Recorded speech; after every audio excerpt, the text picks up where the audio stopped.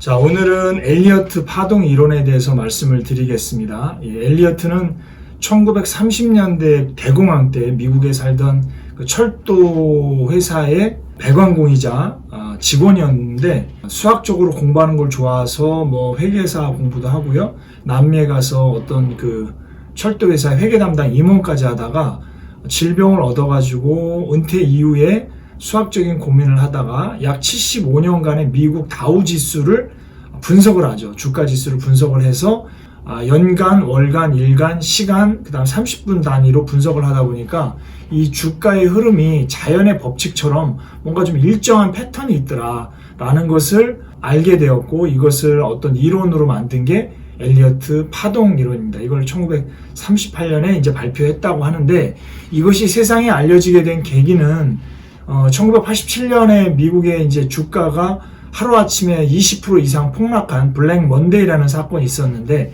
이때 로버트 프랙터라는 사람이 이 엘리어트 파동 이론을 통해서 모든 사람이 주가는 계속 올라갈 것이다 라고 했지만, 오로지 이 엘리어트 파동에 의한 로버트 프랙터라는 사람만이 주가가 떨어질 거라고 예측을 해서 그때부터 이제 유명하게 된 내용이죠. 먼저 시작점이 있고요. 근데 중요한 건 이 엘리어트 파동 이론의 시작점이 언제라는 거를 정확하게 알지 못한다는 게 여기 단점 중에 또 단점이에요. 어쨌든 시작이 되면 일단 첫 번째 1파가 시작됩니다. 그래서 이게 1파가 되고요. 상승 1파죠. 그 다음에 하락, 한 번은 하락한다. 이게 하락 조정파라고 그러죠. 상승하는 거를 충격파라고 하고, 임펄스라고 보통 얘기하는데, 충격파, 떨어지는 것을 조정파라고 하죠. 조정파. 그래서 2파에서 다시 상승하는데 요거를 3파라고 얘기하는데, 요것도 이제 충격파겠죠. 그리고 다시 4파로 떨어지죠. 이걸 이제 4파라고 하고, 그 다음 마지막 이제 5파까지 올라가죠. 요게 상승 5파라고 얘기합니다. 그래서 모든 자연의 원리는 이렇게 5파와 하락 3파가 반복되는데, 하락 3파는 여기서부터 이제 이게 고점이니까 한번 떨어지고 요거를 A파라고 하는데, 다시 올라갔다가 이걸 B파, 그 다음 마지막 떨어지는 거를 C파 이렇게 얘기합니다. 근데 중요한 거는 이 엘리어트 파동 이론의 상승 5파, 하락 3파가 반복되는데, 요 1파 안에도 다시 하나, 둘, 셋, 넷, 5개, 하나, 둘, 3개가 계속 반복된다라는 거죠. 이게 중요한 거죠. 어쨌든 상승 추세의 충격파들은 5개의 파로 이루어져 있고, 내려가는 조정파는 3개, 올라갈 때는 5개, 내려갈 때는 3개. 마찬가지로 여기 내려갈 때도 하나, 둘, 셋, 넷, 5. 그 다음 올라갈 때는 하나, 둘, 셋. 왜냐면 내려가지만 충격파는 5개, 그 다음 조정파는 3개. 이런 식으로 하나, 둘, 셋, 넷, 5개죠. 그러면 또 어떻게 돼요?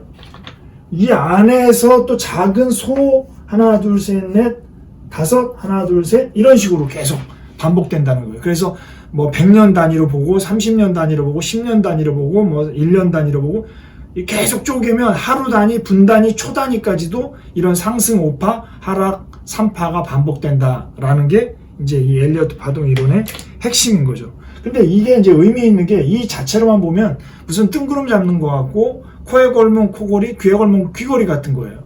그래서 약간 어떤 사람들은 후행성이다 해서 그냥 차트 나온 걸 보고, 어떨 때는 이렇게 그리면 상승이 맞는 것 같고, 어떨 때 그리면 또 틀린 것 같고, 이게 이제 하기에 따라서 굉장히 좀 애매한 상황이 있어요. 이거를 약간 이제 보완한 것이 피보나치 수열이라는 거예요. 피보나치 수열. 이 피보나치 수열이 들어감으로 인해서 이 엘리어트 파동이 약간 좀 과학적이고 합리적으로 예측할 수 있는 거죠. 물론 이거는 예측이 아니라 대응을 하는 구조로 많이 쓰이는데, 이 피보나치라는 거는 이제 이탈리아의 수학자인데요. 이태리의 수학자인데, 이 사람이 토끼 비유를 들어서 피보나치를 얘기를 했죠. 예를 들어 토끼 한 쌍이 있는데, 이 한 쌍이 또 똑같은 암수 한 쌍을 낳고, 암수 한 쌍을 낳으면 얘네들을 낳고 얘네들을 또 낳으면 또 얘네들이 낳고 얘네들이 낳으면, 이런 식이에요. 그러니까 첫 번째 토끼 한 쌍이 있는데 한 쌍을 또 낳은 거예요. 그리고 나면 얘네들을 합치면 2가 되죠. 그러면 나중에는 2 쌍이 되고, 얘네들을 하면 토끼가 3쌍이 되고, 그러니까 얘로부터 출발해서 한 쌍이 만들어지고, 얘네가 낳고 얘네가 낳는 2쌍, 그래가지고 다시 앞에 숫자 두 개의 숫자를 더하면 3, 얘하고 얘를 더하면 5, 앞에하고 2를 더하면 8, 5하고 8을 더하면 13, 이 두 개를 더하면 21, 이 두 개를 더하면 34, 또 앞뒤를 더하면 55, 뭐 이런 식으로 계속 반복하는 거예요. 그 황금 비율이라는 거 있었죠. 이렇게 황금 비율이라는 게 있는데 그게 1.618로 이루어지죠. 요거를 이제 응용을 하면은 앞에 있는 걸로 뒤를 나눠보면 3을 2로 나누면 이게 보통 1.618 정도 되고요. 앞에 있는 걸로 뒤에 있는 걸 나눠보면 5를 나누면 2.618이 되는 거예요. 그래서 올라갈 때는 1.618배가 된다는 거예요. 여기보다 여기가 보통 1.618배나 2.618배가 될 수가 있고, 거꾸로 이 되돌림되는 이 조종파는 이거의 역수, 이게 얼마냐면 0.618, 그러니까 약 61%가 되돌림되거나 요거의 역수, 그러니까 이게 0.38이거든요. 그러면 이게 38% 되돌림이 된다는 거예요. 무슨 얘기냐? 이게 이만큼 올라왔으면 다시 조정이 일어나죠. 이 조정되는 거는 여기서부터 여기 올라온 거에 약 38% 정도 떨어진다, 이 얘기예요.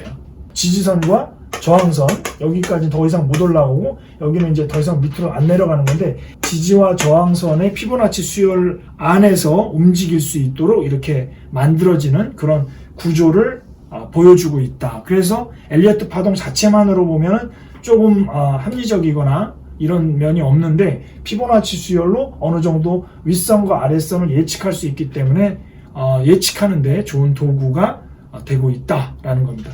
이 차트 하나하나는 모든 사람들의 어떤 의식, 심리가 모여서 이 차트를 만드는 거기 때문에 그 모든 것의 패턴을 만든 이 엘리어트 파동일은 나름대로 의미가 있고요. 여기서 불문율 딱 3개만 얘기하면, 첫째 불문율은 꼭 지켜야 되는 엘리어트 파동은 1번 시작점보다 2번 2파의 마지막 점은 항상 위에 있어야 된다. 이게 가장 큰 골룰은 황금 룰이고요. 3파는 5파와 1파보다 길이가 짧거나 높이가 낮으면 안 된다라는 게 있습니다. 그러니까 보통은 3파가 제일 길죠. 일단 상승 추세가 시작되면 여기서는 좀 짧게 시작되고 잠깐의 조정을 거쳐서 3파가 가장 길게 일어나는 게 가장 대부분이다. 그래서 3파가 가장 길고, 마지막 골든룰은 이 4파의 저점은 2파의 저점보다 위다. 그러니까 2파는 1파의 시작점보다 높고 4파의 저점은 2파의 저점보다 위다라는 게 이 3가지 골든 룰이다라는 것만 꼭 기억하시면 좋겠습니다. 오늘은 엘리어트 파동 이론에 대해서 말씀드렸습니다. 감사합니다.